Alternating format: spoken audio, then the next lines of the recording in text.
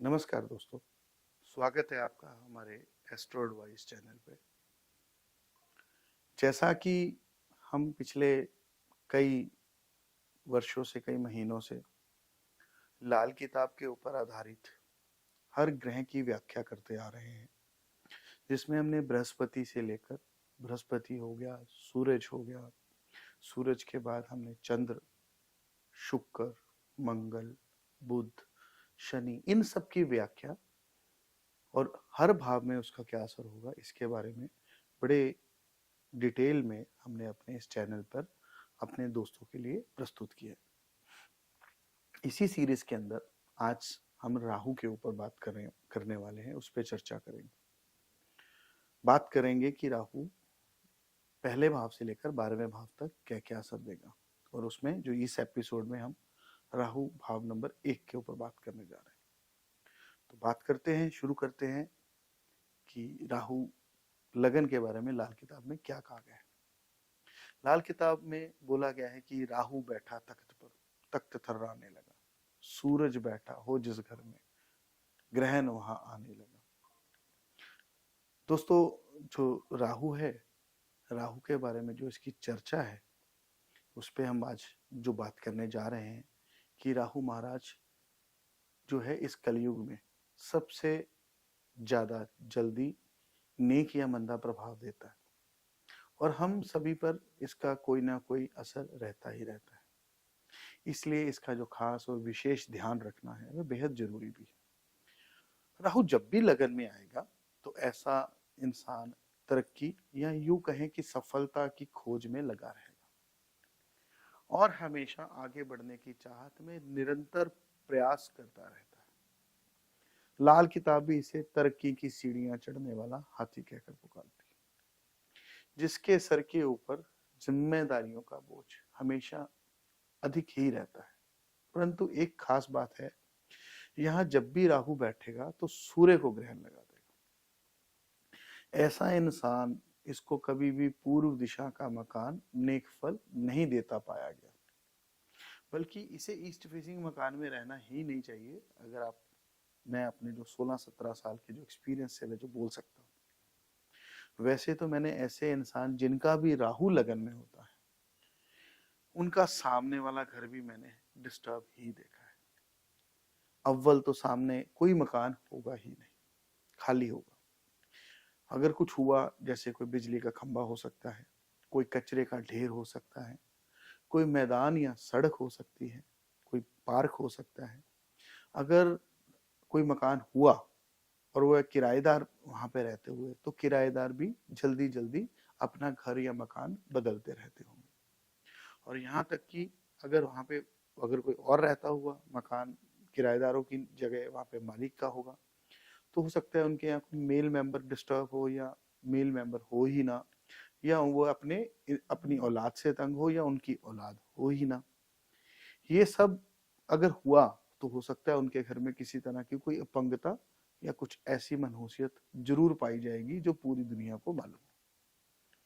कुल मिला के मैंने सामने राहु को, जिसका भी राहु लगन में है, उसको सामने वाले घर में अपनी किसी न किसी तरह की निशानी को छोड़ते हुए देखा है। यहां तक कि राहु लगन के समय जब सूर्य को भी ग्रहण लग जाता है, जैसा मैंने आपको अभी बताया, तो सूर्य जिस भी घर में बैठा हो वहां पर उसका जो असर है वह भी मंदा होता है। अब बात करते हैं कि अगर लगन में राहु हो और सूर्य पहले भाव से लेकर 12वें भाव में हो तो उसके क्या क्या असर हो। दोस्तों, अगर लगन वाले राहु का सूर्य भी लगन में हो तो उस इंसान को सरकार से संबंधित रुकावटें या शरारतें आदि खड़ी होती हुई देखी है। दोस्तों, ऐसा नहीं है कि हमेशा होती रहेगी, ये थोड़ा सा लोगों के मन में वहम आ जाता है। जब भी हम लोग कुंडली, आप लोग कुंडली दिखाते हैं तो हम पर्टिकुलर एजेस बताते हैं कि इस एज के अंदर जाके ये खड़ा होगा। ऐसा नहीं है कि पूरी जिंदगी खड़ा होगा, इसलिए ये कहना गलत होगा। जब जब राहु की आयु या राहु का दौरा आएगा, चाहे वो वर्षफल में आए, चाहे वो गोचर में आए, चाहे जन्म कुंडली के हिसाब से हो, या फिर सूर्य का दौरा आए, उस दौरान सूर्य वर्षफल में आए, सूर्य गोचर में हो, या सूर्य जन्म कुंडली के अपनी उम्र के हिसाब से है, अपना असर दे, तब तब ये चीजें होंगी। इसी प्रकार जब सूर्य दूसरे भाव में हो तो ऐसा इंसान धर्म को ना मानने वाला हो जाएगा, बल्कि क्योंकि सेकंड भाव जो है वह गृहस्थ का भी देखा गया है शुक्र का भाव होने की वजह से। जब शुक्र का भाव सेकंड होगा तो वहां पर जब सूर्य आएगा तो शुक्र यानी आपकी पत्नी का भाव, तो उसमें उसकी जो गृहस्थ की जिंदगी है उसमें भी मैंने कड़वाहट घुलती हुई देखी है। और कभी कभी क्योंकि सेकंड भाव में ससुराल भी है तो ससुराल के अंदर भी बिगाड़ पैदा होते हुए देखे।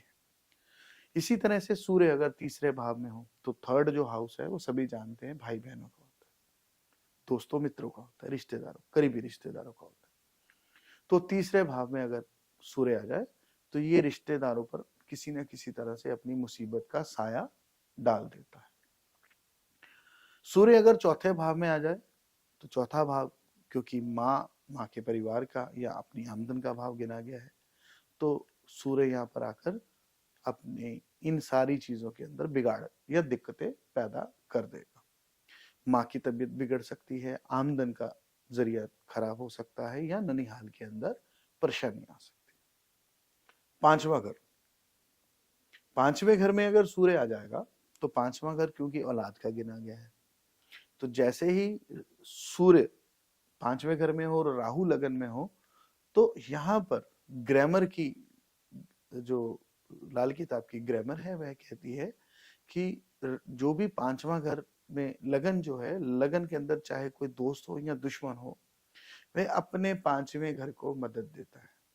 तो इसलिए यहाँ पर जो सूर्य है, भले ही सूर्य को ग्रहण लगा हो लेकिन राहु की मदद से ऐसे इंसान को संतान जरूर उत्पन्न होगी। संतान उत्पन्न होने में ये यहाँ पर राहु अड़ंगा नहीं डालता है। इसी प्रकार जब छठे घर में सूर्य होगा तो सूर्य का जो छठा घर में होना, छठा घर किसका देखा गया है? लड़की का या लड़की या लड़के के रिश्तेदार। तो उनके रिश्तेदारों की तरफ से आपकी बेटी, भुआ या मौसी, इनके ऊपर झूठे इल्जामात या आपके ऊपर झूठे इल्जामात या तोहमतें ऐसा लगता हुआ पाया गया जब जब राहु या सूर्य गोचर वर्षफल या उसकी अपनी उम्र के अंदर चल रहे हो। तब राहु सप्तम भाव में हुआ तो उसका असर होगा, क्योंकि सप्तम भाव को किसका गिना गया है? आपकी गृहस्थ की जिंदगी, आपकी पार्टनरशिप। पार्टनरशिप चाहे कैसी भी हो, चाहे वो आपकी लाइफ पार्टनर हो, चाहे आपका बिजनेस पार्टनर हो, इन सब चीजों के अंदर ये यहाँ पे आके जब सूर्य सप्तम आके बैठेगा और राहु जब लगन में बैठा होगा तो सप्तम भाव को डिस्टर्ब कर देगा, यानी आपकी पार्टनरशिप को तोड़ने तक की नौबत ले आएगा। कभी कभी तो मैंने अदालतों के अंदर भी ऐसे लोगों को धक्के खाते हुए देखा है पार्टनरशिप या गृहस्थ जिंदगी को लेकर। आठवां भाव जब यहां पर आकर जो सूर्य है अगर आ जाए और लगन में बैठा हो राहु, तो यहां पर दो चीजें हैं। पहला, राहु आठवीं टक्कर जो है वो सूर्य के साथ मार रहा है, तो यहाँ पे क्या होगा? क्योंकि आठवां घर जो है वह बीमारी, फिजूल खर्ची, मौत या कुछ बड़े फाइनेंशियल लॉसेस का है। तो यहाँ पर जब जैसे ही अष्टम भाव में सूर्य आएगा और राहु लगन में होगा तो ये सारी अलामतें पैदा करेगा, जैसे इंसान की किसी न किसी तरह की बीमारी क्रिएट हो जानी, किसी न किसी तरह का फिजूल खर्चा, नुकसान, गले पड़ जाने आदि। सूर्य अगर नौवें भाव में हुआ, क्योंकि नौवां भाव क्या है? आपके प्राचीन, आपके पुरातन, आपके बुजुर्गों के रिचुअल्स का, आपके धर्म कर्म का, जो इंसान के सारे रिचुअल्स हैं जो उनके परिवार से चलते आए हैं। अगर आप हिंदू हैं तो आप हिंदू धर्म को मानने वाले हुए, सिख हैं तो सिख धर्म को, जैन है तो जैनिज्म को, मुस्लिम है तो मुस्लिम धर्म को, तो वो ऐसा इंसान अपने धर्म को मानने की बजाय अपने धर्म के खिलाफ जाना शुरू हो जाएगा या उसे मानना बंद कर देगा। एग्जाम्पल है कि अगर कोई मुस्लिम है तो वो मुस्लिम धर्म को ना मानकर हिंदू धर्म को मानेगा। अगर कोई हिंदू है तो हो सकता है वो अपने रीति रिवाज, अपने जो भी मंदिर आदि हैं उनमें ना जाकर सिख धर्म की तरफ उसका रुझाव हो जाए और वो सिखिज्म की तरफ जाना शुरू हो जाए। यानी वह अपने पुराने रीति रिवाजों की परवाह नहीं करेगा। 10वें घर में सूर्य होने पर राहु की वजह से ऐसे इंसान की दुनियावी एतबारी, शक्की होनी, यानी दुनिया का विश्वास जीतने में या दुनिया को प्रति अपनी गुडविल अर्न करने में ऐसे इंसान को बहुत अधिक मेहनत करनी पड़ती है, या किसी ना किसी वजह से ऐसे इंसान के ऊपर कोई ऐसी तोहमत लग जाती है कि उसकी वजह से ऐसे इंसान की गुडविल खराब हो जाती है। इसी तरह से सूर्य अगर 11वें भाव में हुआ तो जो 11वां भाव है ना, वह उसका आधिपत्य है शनि का, और शनि जब यहाँ पर मंदा असर देगा तो इंसान मक्कार, झूठा, अहंकारी, इन सब चीजों के अंदर ये अग्रसर हो जाएगा, उनकी तरफ अट्रैक्ट होना शुरू हो जाएगा। तो अगर सूर्य यहाँ पे है और ऊपर से राहु आ जाए लगन में, तो सूर्य यहाँ पर सूर्य न होकर शनि का मंदा असर देना शुरू कर देगा, यानी कि अहंकारी हो जाएगा, झूठ बोलना शुरू कर देगा, ठगी ठोरी करनी शुरू कर देगा, मक्कारी करनी शुरू कर देगा। इससे कभी कभी वह अपने खुद को या अपने परिवार को बर्बाद भी कर देता है। और इसी प्रकार से सूर्य 12वें भाव में आ जाए तो 12वां भाव रात की नींद, सुख, ये सब चीजों के लिए जाना जाता है। इसलिए यहां पर बैठकर सूर्य जो है इंसान की डाइट, खाना पीना, दुनियादारी के लोगों के पंगों में अपनी टांग अड़ाकर खुद का नुकसान करना, ये सब चीजें जो हैं ऐसे इंसान के अंदर ऐसे गुण पैदा हो जाते हैं जिसकी वजह से वह अपनी मुसीबत, दूसरों की मुसीबत अपने खुद पे मोल ले लेता है।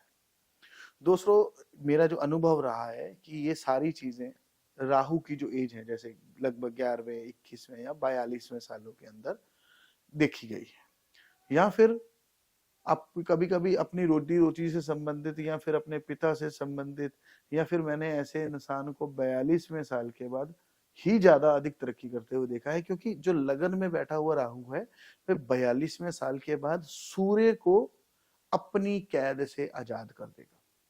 तो फिर सूर्य जो है जहां बैठा होगा वह अपना निखार बिना राहु की मिलावट से देना शुरू कर देगा। वैसे अगर ऐसा इंसान अपना वजन बढ़ने दे, यानी मोटा होता जाए, या फिर अधिक बोलना शुरू कर दे, या फिर बिना बात का बोलना शुरू कर दे, या कभी कभी तो ऐसे इंसान का स्वभाव जो है वो थोड़ा सा झगड़ालूपन पैदा करके दूसरों के साथ बहस, ईर्ष्या आदि ये सब चीजें शुरू कर देता है, तो फिर ऐसे इंसान को ये समझ लेना चाहिए कि राहु आप पर मंदा असर देना शुरू कर चुका है, इसलिए आपको इसके उपाय बेहद जल्दी कर लेने चाहिए।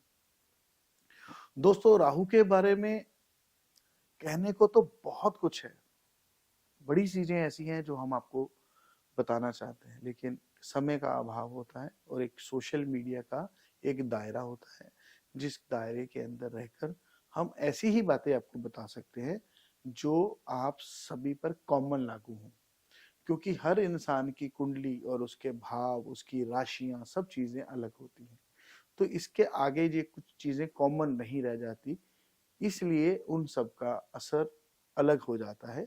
इसीलिए आपको सलाह दी जाती है कि अगर आप इन सब चीजों से प्रभावित हैं, आपके साथ जो मैंने चीजें बताई हैं ऐसा हो रहा है, तो आपको किसी अच्छे लाल किताब के जानकार से मिलकर या उससे उसकी उचित फीस देने के बाद, उससे अपॉइंटमेंट लेने के बाद आप परामर्श कर उसके उपाय कर सकते हैं।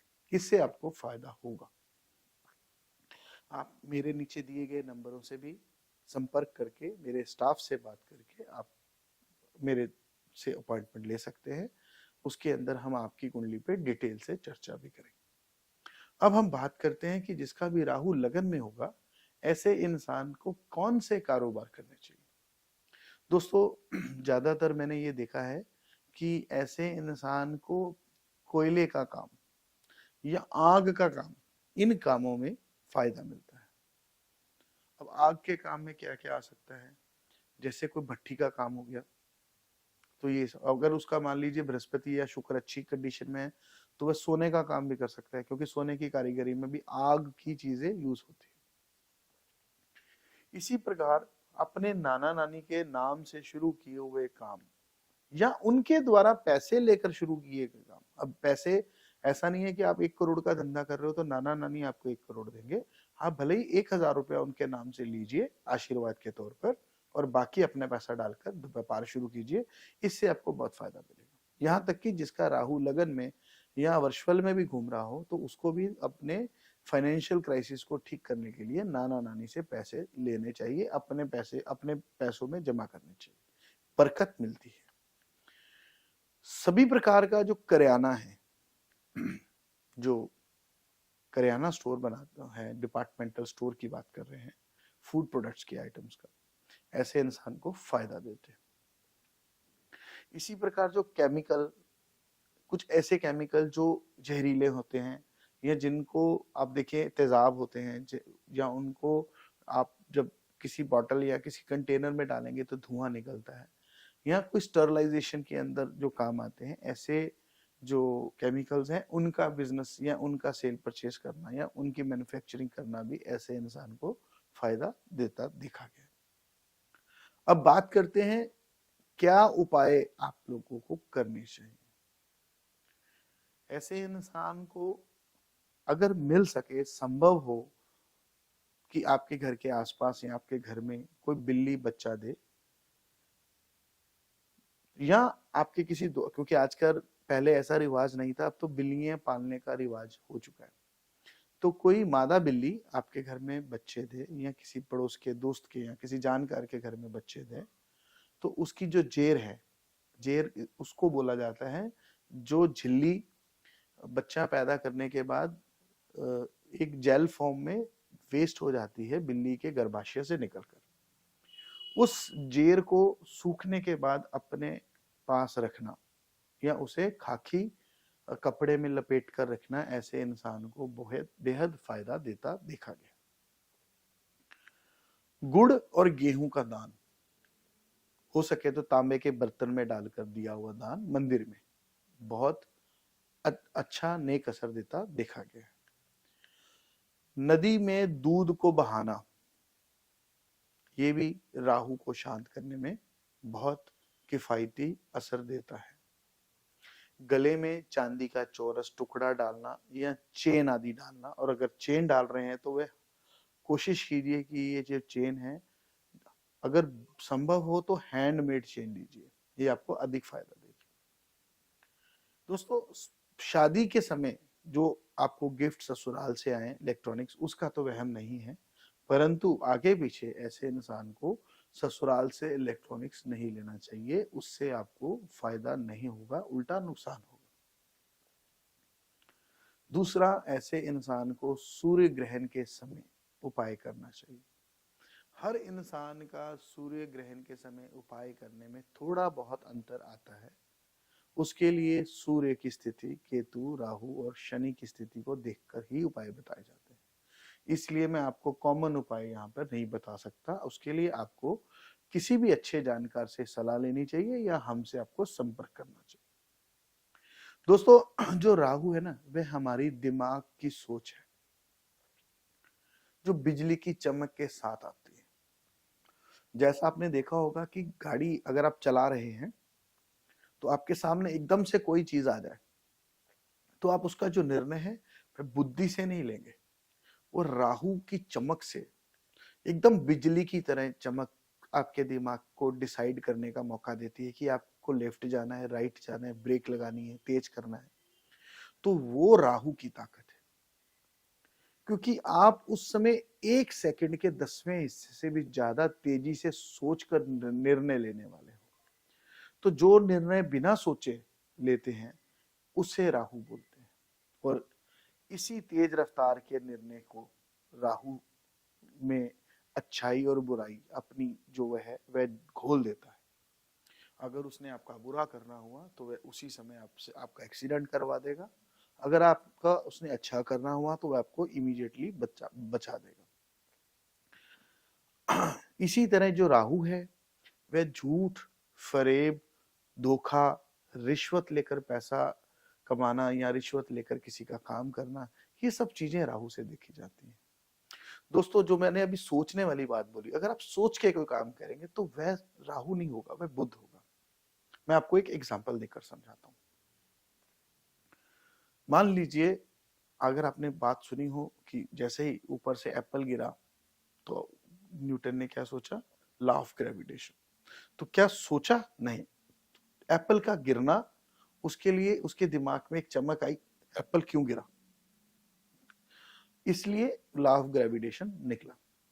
अब जो सोचना है वो क्या है, कालिदास की एग्जांपल लेते हैं, उन्होंने काव्यों की रचना की तो सोच समझ के की। कोई लिखारी एक अच्छी कविता लिखता है, सोच के लिखता है। हालांकि उसके अंदर भी कभी कभी वे पार्क में सैर करते करते उसे कोई ना कोई चीज ऐसी उसके सामने होती है तो उसके दिमाग में एक आइडिया आता है कि इस पे कविता बनाई जाए। कहीं ना कहीं राहु वहां पे भी आएगा, लेकिन सोच कर कोई डिसीजन सोच समझ के लेने में, क्योंकि उसमें समय लगता है, उसमें वहां उसको बुद्ध से जोड़कर देखा जाता है। और जो अकस्मात आपने कोई डिसीजन लिया, कोई गुस्सा आ गया आपको, आपने कोई वेपन निकाल कर फायर कर दिया, उससे किसी की को चोट लग गई, नुकसान हो गया, ये सब राहु है। इसी तरह से किसी भी तरह का कोई लीगल पंगा क्रिएट हो गया, खास करके पुलिस या किसी सरकारी विभाग की रेड पड़ गई, या किसी तरह का कोई कानूनी पंगा खड़ा हो गया, या आप किसी तरह की जेल यात्रा, या फिर किसी तरह का एक्सीडेंट, या किसी इंसान का जो अस्पताल में जाकर एकदम से एक्सीडेंट की वजह से आदमी को हॉस्पिटलाइजेशन हो जानी, ये सारी चीजें राहु है। दिमागी परेशानियां, दिमागी बीमारियां, सर के ऊपर लगी हुई चोटें, ये सब राहु है। इन सबको राहु से देखा जाता है। और अगर कहीं बहुत इमरजेंसी हो, हमारे पास भी अगर कोई आदमी कोमा में चला गया, सिर पे चोट लग गई, सर पे चोट लगने की वजह से पूरी बॉडी पैरालिसिस की तरफ जा रही है या कोमा में जा रही है, तो ऐसी चीजों को हम लोग राहु से ही ट्रीट करते हैं। और उसका अगर समय पर उपाय कर लिया जाए तो हमने कई लोगों की जान उपाय से बचती हुई देखी है। दोस्तों, हमारा विषय ये बहुत लंबा है, इसलिए मैं आपको कोशिश करूंगा कि बाकी अगले एपिसोड्स के अंदर जो बाकी राहु के भावों के ऊपर हम चर्चा करेंगे, उसके ऊपर भी हम आपको धीरे धीरे राहु के ऊपर काफी चीजें धीरे धीरे आपको क्लियर करें। आज्ञा दीजिए, हम जल्दी ही फिर मिलेंगे। तब तक के लिए नमस्कार, धन्यवाद।